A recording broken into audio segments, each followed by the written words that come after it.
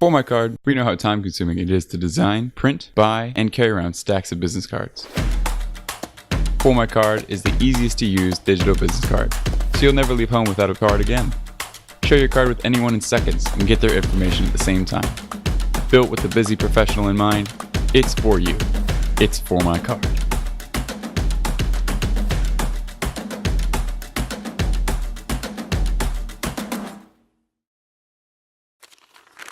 I'm here today. Today's guest is Casey Herrington with hdgym.org and genehd.com. Yep.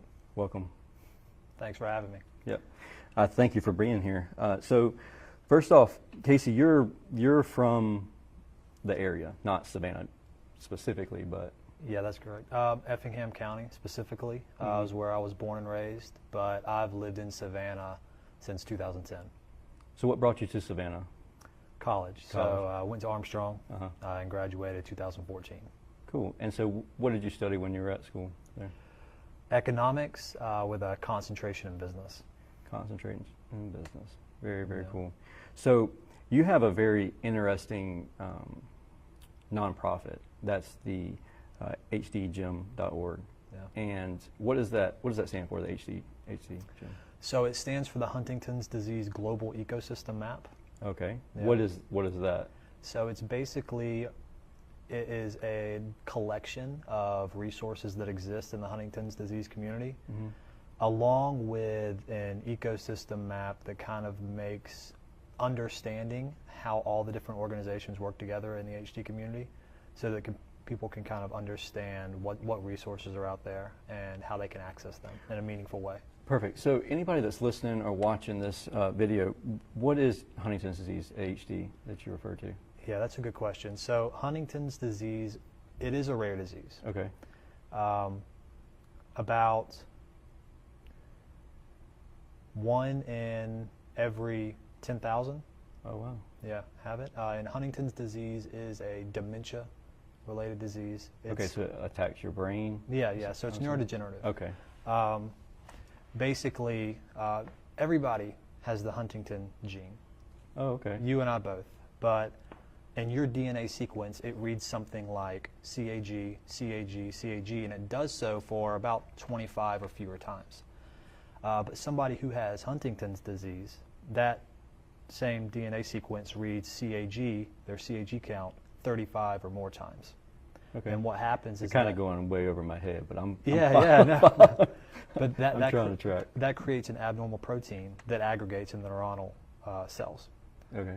And that causes cognitive decline, memory loss, slurred speech, all the symptoms associated with Huntington's disease. Okay. But it's a family disease. So anyone who has it has a 50% chance of passing it on to a child. Really? Yeah, so it's a family disease. So is there a way to test it?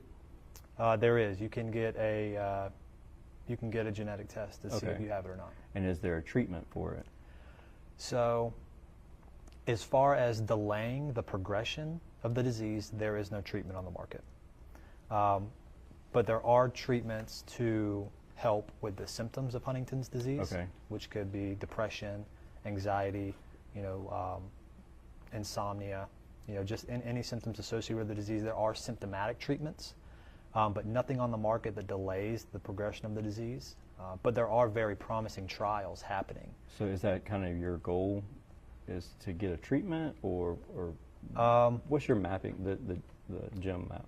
So the goal with HD Gym is that there's a very difficult section of the Huntington's disease community that's difficult to reach. And I believe that if we create the right tools to help them better engage with the resources that currently exist, reaching that community will be easier. Can you kind of explain that? So why is it difficult to reach them? Are they like in remote locations, or is it?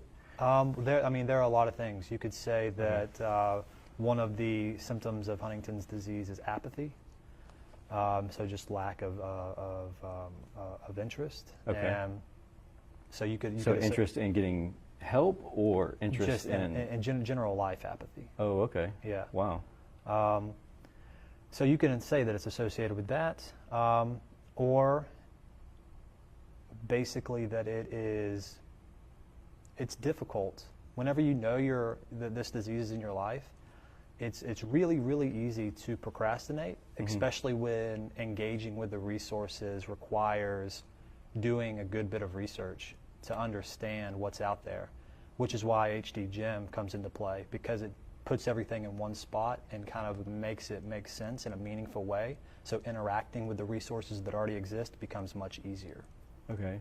Now, the reacting to the resources, is that due to the actual disease, or is it lack of education on? I mean, I honestly, myself, I don't know anything about the disease. So if it popped up in my family, I honestly wouldn't know what to do. But I feel like I would be able to research it a little bit. Yeah, and I mean, and that happens a lot. So typically, people, they don't know what the next steps are. Okay. So is your program going to do that? Is that what your nonprofit is going to help with? Is that the steps? So there are a lot of nonprofits in the HD community that do amazing work. Okay. And the goal of HD Gym is to highlight those nonprofits so that people can understand what is out there and what exists, so that they can engage with those resources. That makes a lot of sense. So does that go in? Is that where you started your Gene HD? So yes, Gene. Yeah, Gene was born through work with HD Gym. And what is Gene? So Gene is an AI assistant for people with Huntington's disease, more specifically people who are pre-symptomatic or caregivers. Oh, okay. So if someone in my family came up and had the disease, or she was diagnosed with the disease, I would be the person that would use Gene to help assist the situation. Yeah, that's correct. Okay. And so you're extremely involved with Huntington's disease. Why? I mean, why Huntington's disease? Did you just pick it randomly, or how'd that work? No. So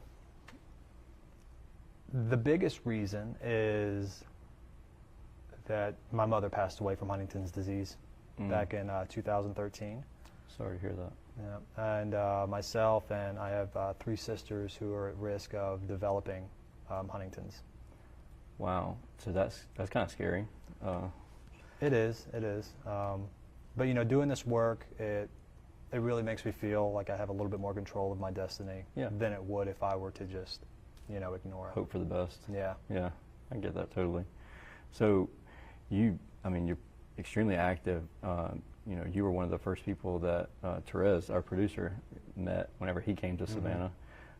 And so, we as the community just want to say thank you for your support in our community to help, and in the community of the Huntington's disease. I know that anybody out there with that definitely owes you a debt of gratitude. I appreciate you saying that.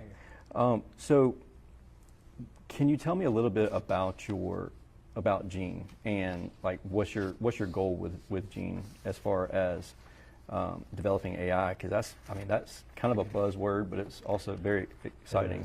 Yeah. So it definitely is a buzzword. But the goal with Gene is still malleable right now, and the function that Gene's going to serve is still malleable as I'm learning more about what's needed. But Gene is essentially, you're familiar with Siri or Alexa. Yeah. So it's similar to that, but specifically for Huntington's disease. And I would say it'll be much more in tune with the user. So if you want to schedule an appointment at the nearest HD clinic, Gene can do that for you. Wow. Typical if you want to, I think probably one of the best benefits of what Gene is going to be able to do is help people set up their short-term and long-term healthcare benefits. Oh, really? So is Gene going to be able to get in touch with like an insurance agent? Is that how that would work, or is that your vision as? Yeah. So make it as seamlessly and as easy as possible. Gotcha. That's the goal with it. Yeah. So you take these things that are typically complex and are daunting tasks to take on, especially whenever you're going to have to put in a lot of research in order to make an educated decision, Yeah. and try to make those extremely easy to do. Okay. And then have Gene do it for you. Have Gene serve as your assistant to do those things. So is Gene going to be is Gene only going to be HD related? Like, could you, because like my father-in-law has leukemia, and so I feel like he battles a lot of that, scheduling appointments and all that insurance and figuring out what to do with everything, and good days and bad days. So it seems like you could Gene could help somewhere else also. Is that a vision, or it's probably a lot to take on with everything that goes on? Everyone says that. They say that this can be applied to other rare diseases, and I think that it can. Our goal is to work with it in the HD space and see how it goes. Right. And if it works well, then can definitely see using this as a template for other rare diseases. Awesome. Very cool. So when do you think that it will be live or active? So my goal is to have the first product available for use in the next 5 months. Oh, really cool. Yeah. So that's coming up quick. Yeah, it'll be here before you know it. That's exciting. Absolutely, absolutely. So it'll be, right around Christmas, New Year time. So, very interesting. What can we do as a community to help you support HD Gym or Gene? Yeah. Basically. So I want to engage and interact with people who are suffering from Huntington's disease, who have it in their family. Is there a lot of people in Savannah that? I mean, if you I'm had not, a guesstimate? I'm not sure. I would say no, just because of how rare it is. Gotcha. It is rare for me to meet someone if I'm not going to a specific event. Okay. So go and sign up, or shoot me an email, Casey at hdgym.org. Can you spell Casey? So it's CASEY at hdgem.org. Cool. Yeah. So if anybody has anything that they would like to support with you, there, just reach out to you through email. Very cool. So I'd like to get into I ask these questions on all of the interviews, but they really are thought-provoking, and we don't ever have the same answers. So, but I really like to hear the responses that everybody has. So the biggest thing, we're here to say thank you. That's what this entire podcast is for, is to say thank you to you. But I want to give you the opportunity, if you'd like, to say thanks to somebody that was an influencer in your life. And is there one person that comes to mind, or are there a handful of people that come to mind? Yeah. There are a lot of people who have who've been an influence in my life. For starters, my dad is a huge influence. Is he still out in Effingham, or is he in Savannah? He is, yeah. But yeah, that's where I was born and raised. Yeah. So I mean, just the life lessons that you can learn, driving in a pickup truck on the way to and from baseball or football practice. There you go. Just having conversations with your dad. Yeah, he was a huge influence on me. My professor in college. Yeah, tell me about your professor, because before we went live, you were talking a little bit about your professor, and it seems very interesting what you had going on. Because when I was in school, I guess there wasn't the same degree program that you have, and so I've been interested in that degree. I'd never met anybody that has attended school with that, taken those courses. So tell me a little bit about your degree, and then your professor that. Okay. Yeah, it was actually. My initial degree was criminal justice, and I'll tell you about why I switched earlier. It was from another influencer as well, but I switched over to economics, and specifically a concentration in business. And the capstone course was entrepreneurship, and my professor was Bob Lee, and he was just a huge influence on me kind of choosing that path. You know, great teacher, great professor. A friend of mine, Andy Cabeston, which was the one that actually introduced Raz and I, really? was in that class. And then we actually worked on a startup going out of college. And Bob, even after we graduated, he would work with us on this startup we were working on. Now, is he still at the Armstrong campus? Do you know? I believe he is still teaching, yeah. Oh, very cool. Yeah, and he lives out on Hilton Head. Awesome. Yeah.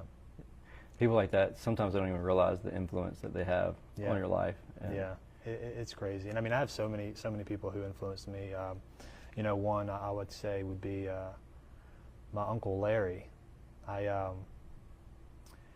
spent a long summer doing insulation work, and I saved up a little bit of money. And my uncle lives down in Florida, very successful in real estate. And I sent him an email, and I was just basically asking, hey, I have a little bit of money, I want to invest it in the stock market, do you have any advice? And he just sent me an email back and said, I sent you something.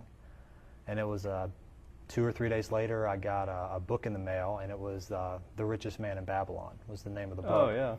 And I'd never read any, like, honestly, I'd never put any effort into reading books outside of the what was required of me in high school. Right. So I was like, what? Like, I was expecting, you know, like a pointer, like, yeah, you should look at this company, or this company's undervalued, or whatever. Right. No, he sent me this book, and I read it, and he like wrote like halfway through the book to call him whenever I got to a certain point. So I did, and then I finished the book, and then he sent me another one, and then he sent me another one, and it just like started this cycle of me just reading these books. Yeah. And that was a huge turning point for me, because I kind of came to the realization that, you know, I can do anything I want if I can just find a book about it.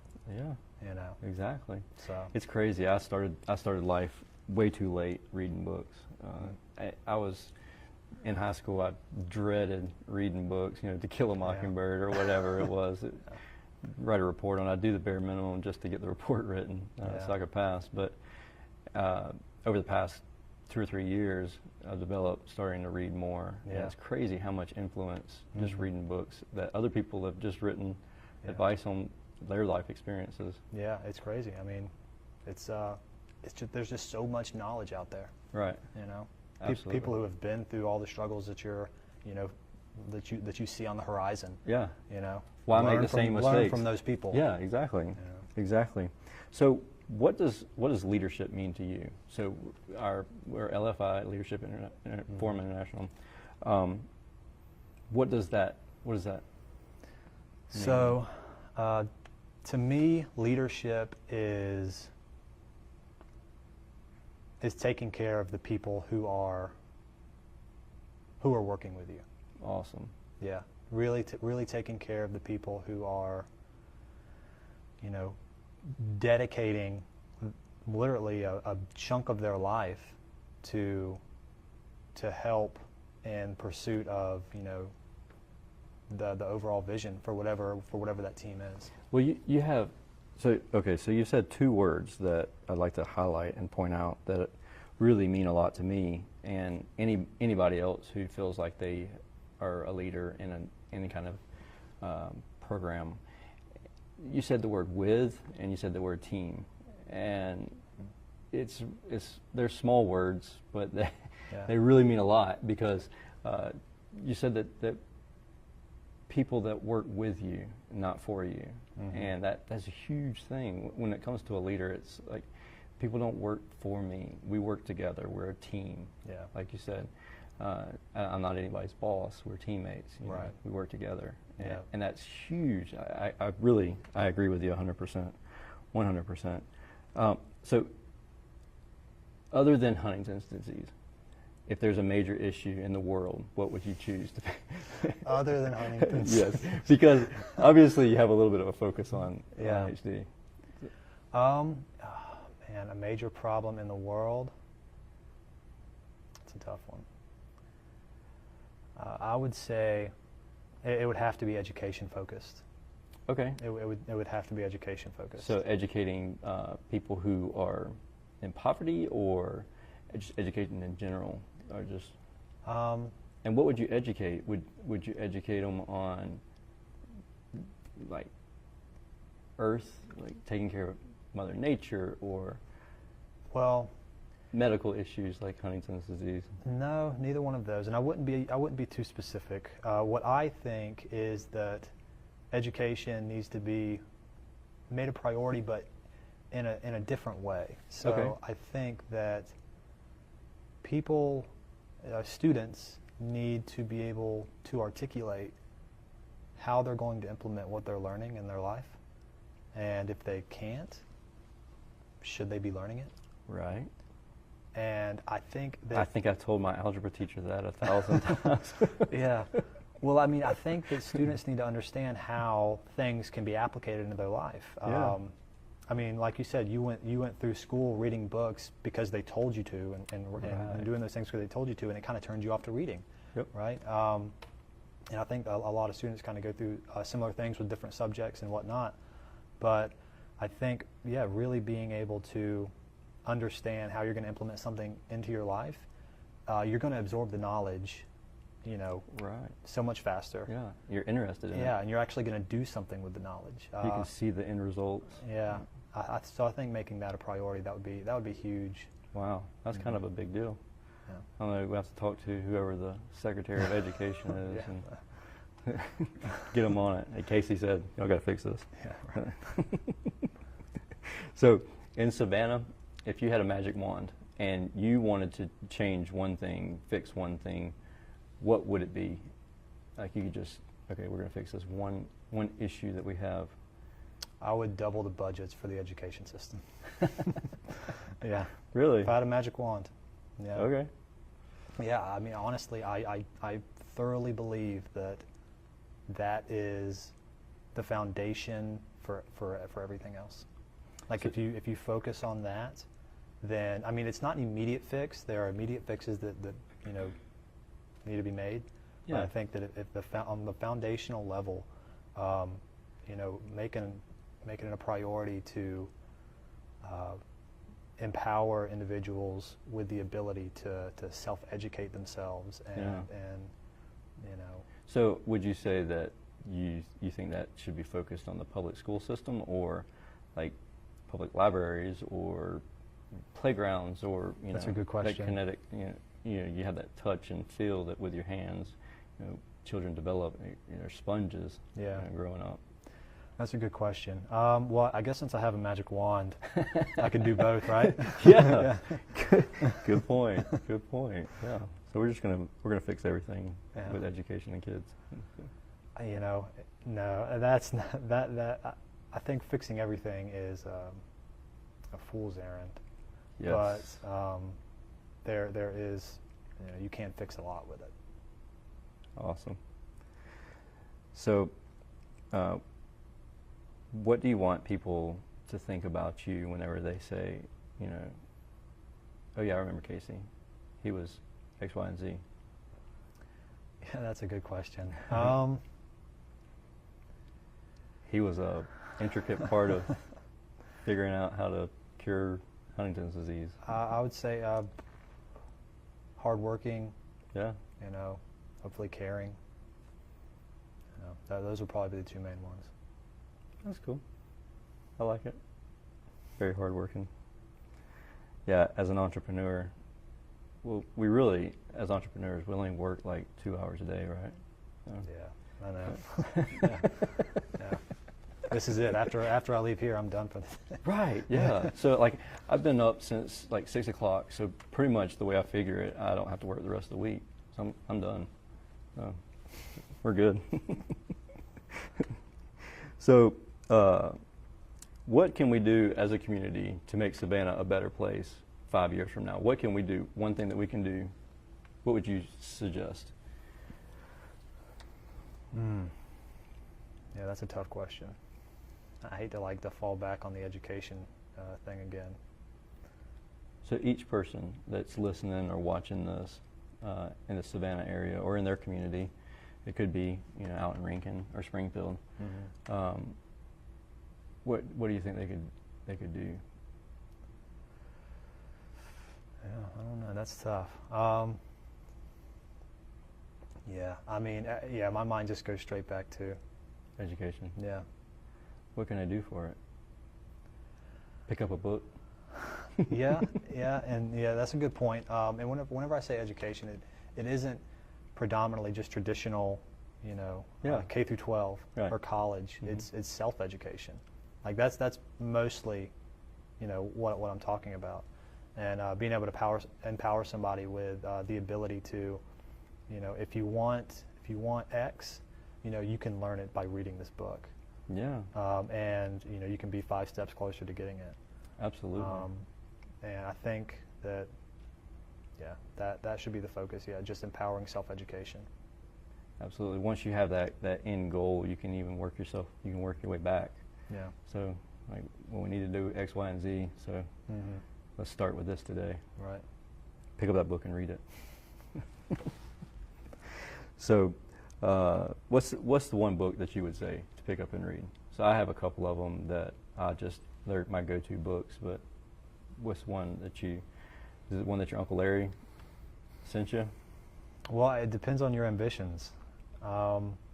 Let's say for an entrepreneur out there that's listening, or a future entrepreneur, maybe they're junior, senior in high school, and I don't know if I'm going to go to college or not. I think I'm going to try the business route. Yeah. Try to start up a business. Rich Dad, Poor Dad, Oh, that's a good one. and The Richest Man in Babylon. Oh yeah, Probably those two. Start off there. really good stuff. No. Now, have you read The Millionaire Next Door? I have. That's a good one. Mhm. I like that one. So cool. How, if somebody wants to reach out to you, what's the best way for them to reach out to you? Is it LinkedIn or Facebook or your email? So they can find me on LinkedIn, Casey Herrington. My last name is Herrington, and email is Casey, CASEY, at hdgem, which is GEM.org. Okay, perfect.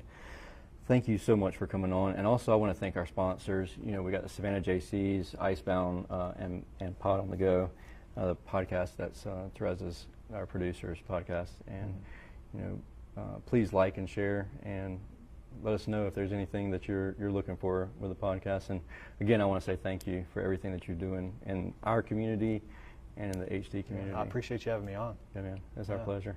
All right. All right, buddy. We'll see you. See ya.